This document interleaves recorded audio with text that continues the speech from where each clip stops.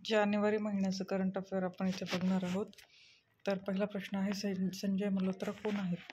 Option आहेत SEBI प्रमुख, supreme court जज, RBI गव्हर्नर, रॉ प्रमुख. तर याचं उत्तर आहे संजय मल्होत्रा हे RBI गव्हर्नरपदी त्यांची नुकतीच नियुक्ती झालेली आहे. राजस्थान केडरच्या 1990च्या बॅचच्या भारतीय प्रशासकीय सेवा अधिकारी ते आहेत. रायझिंग राजस्थान समिट, PM मोदींनी रायझिंग राजस्थान इन्व्हेस्टमेंट समिटचे उद्घाटन केले. त्याची थीम होती रिप्लेट रिस्पॉन्सिबल रेडी. त्याच्यावरती जलसुरक्षा, शाश्वत खाणकाम, पर्यटन आणि महिलांच्या नेतृत्वाखालील स्टार्टअप या 12 क्षेत्रांवरती ही लक्ष केंद्रित करते. जागतिक सहभागींसह 8 सत्रे जलव्यवस्थापन, व्यापार आणि पर्यटन यासारख्या थीमवर चर्चा करणार आहे. चॅम्पियन ऑफ अर्थ हा पुरस्कार कुणाला दिला? ऑप्शन्स आहेत नितीन करार, PM मोदी, माधव गाडगीळ, सुधा मूर्ती. तर याचं उत्तर आहे Madhav Gadgil. Champion of earth हा पुरस्कार ज्येष्ठ पर्यावरण तज्ज्ञ माधव गाडगीळ यांना संयुक्त राष्ट्रांची पर्यावरण संस्था असलेल्या UNEP या चॅम्पियन ऑफ अर्थ जीवनगौरव पुरस्काराने सन्मानित करण्यात आले. India maritime heritage conclave 2024 celebrate seafaring legacy. Sarbananda Sonowal यांच्या नेतृत्वाखाली ही कॉन्क्लेव्ह झाली.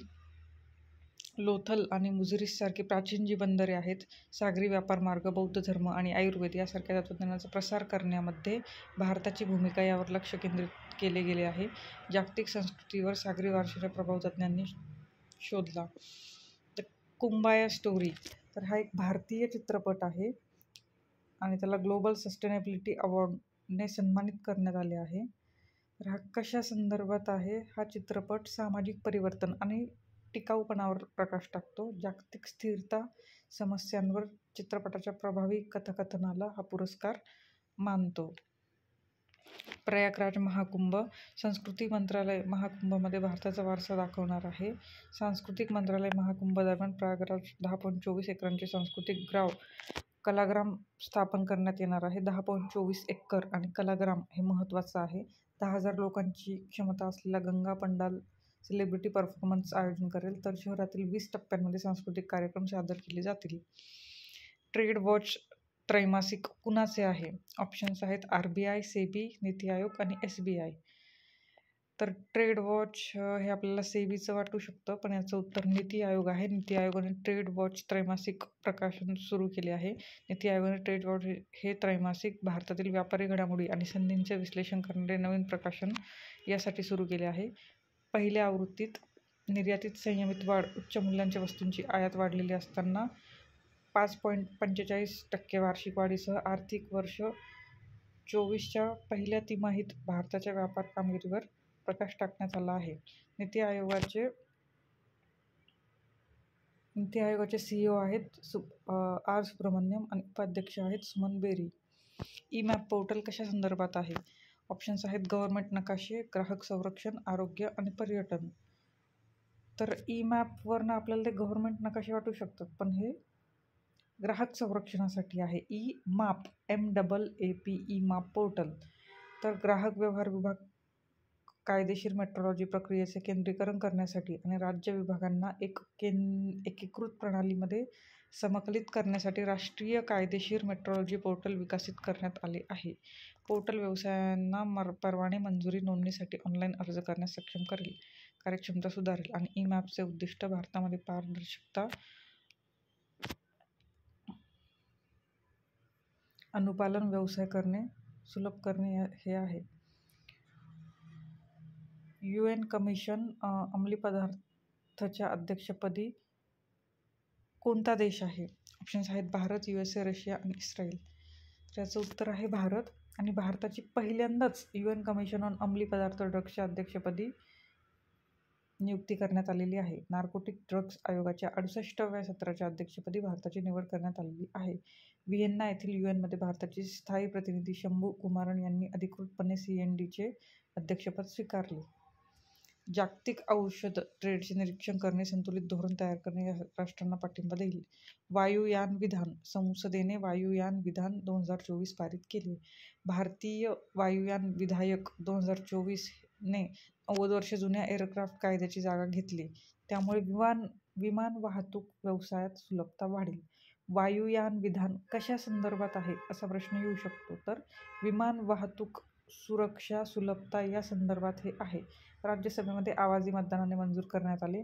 9 ऑगस्ट 2024 रोजी त्याला लोकसभेने मंजुरी दिली.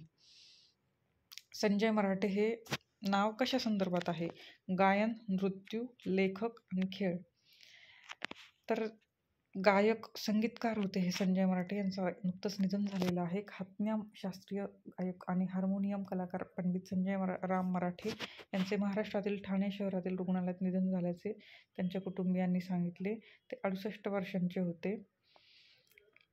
या कलाकाराला हृदयविकाराचा तीव्र झटका आल्याने त्यांना ठाण्यातील खासगी रुग्णालयात दाखल करण्यात आले असता त्यांचा मृत्यू झाला. भारताचे पहिले योग धोरण कोणत्या राज्याने जाहीर केले? ऑप्शन्स आहेत उत्तराखंड, यूपी, सिक्कीम आणि महाराष्ट्र. तर उत्तराखंडने भारताचे पहिले योग धोरण सादर केले आहे. उत्तराखंडचे मुख्यमंत्री पुष्कर सिंह धाम यांनी आरोग्य क्रांतीचे उद्दिष्ट ठेवून आयुर्वेद आणि योगास एकत्रित करण्यासाठी योग धारणेची घोषणा केली. उपक्रमांमध्ये आयुषग्राम, आयुष दूरसंचार, 50 योग केंद्रे, जागतिक स्तरावर पारंपरिक औषधी वनस्पतींना प्रोत्साहन देणे यांचा समावेश आहे. पहिली मधुमेह बायो बँक कुठे स्थापन केली? चेन्नई, दिल्ली, मुंबई, केरळ. तर भारताने चेन्नई येथे पहिली मधुमेह बायोबँक स्थापन केली. ICMR आणि मद्रास डायबेटिस रिसर्च फाउंडेशन यांच्या सहकार्याने वाढत्या मधुमेहाच्या साथीचा सामना करण्यासाठी चेन्नईमध्ये भारतातील पहिली मधुमेह बायोबँक सुरू करण्यात आली आहे. जैविक नमुन्यांचे भांडार म्हणून काम करते. संशोधकांना अनुवांशिक जीवनशैली आणि मधुमेहास कारणीभूत असलेल्या पर्यावरणीय घटकांचा अभ्यास करण्यास सक्षम करते. पंडित स्वप्न चौधरी यांना राष्ट्रीय तानसेन सन्मान 2023 ने सन्मानित करण्यात आले. सुप्रसिद्ध तबला वादक पश्चिम कलकत्ता येथील स्वप्न चौधरी यांना मध्य प्रदेशातील ग्वाल्हेर येथील प्रतिष्ठित तानसेन महोत्सवात राष्ट्रीय तानसेन सन्मान 2023 मिळाला. 98वे अखिल भारतीय मराठी साहित्य संमेलन कुठे आयोजित आहे? दिल्ली, कोल्हापूर, मुंबई, नागपूर. उत्तर आहे नवी दिल्ली. 98वे अखिल भारतीय मराठी साहित्य संमेलन उद्घाटन पंतप्रधानांच्या हस्ते. अध्यक्ष तारा भवाळकर. तर इथे अध्यक्ष महत्त्वाचे आहेत. 98वे अखिल भारतीय मराठी साहित्य संमेलन कुठे होणार आहे? दिल्ली. अध्यक्ष कोण आहेत? तारा भवाळकर. अखिल भारतीय साहित्य महामंडळाचे अध्यक्ष उषा तांबे. मराठी साहित्य संमेलन जर विचारलं तर भवाळकर. आणि अखिल भारतीय साहित्य महामंडळाचे अध्यक्ष उषा तांबे. ठिकाण तालकोटा स्टेडियम, नवी Delhi. One liner. Elon Musk $500 billion net worth गाठणारी पहिली व्यक्ती बनली. रशिया 2025 मध्ये मोफत mRNA कॅन्सर लस लाँच केली.